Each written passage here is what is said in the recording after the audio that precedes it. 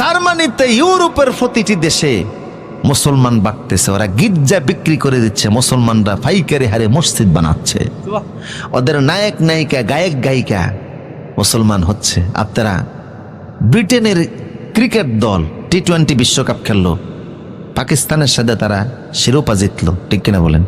সেখানে তাদের আদিল রশিদ আর মঈন আলী, এই দুইজন মুসলিম ক্রিকেটার আছে না নাই? বিশ্বকাপে যখন তারা জিতছে, জিতার পরে তাদের শ্যাম্পেইন হয়, অ্যালকোহল জাতীয় একটা জিনিস আছে, ওরা ছিটিয়ে আনন্দ করে।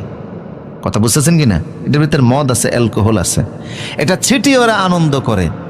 বাটলার হচ্ছে তাদের ক্রিকেটের অধিনায়ক, সে বলতেছে যে মঈন আলী আর আদিল রশিদ, তোমরা মুসলিম, তোমরা সরে যাও, তোমরা এই আনন্দে থাইকো না, আমি জানি তোমরা মদের হারাম মনে করো, এই আনন্দে তোমাদের থাকা উচিত নয়, তোমরা দূরে সরে যাও, আমরা তোমাদের ধর্মকে সম্মান করি।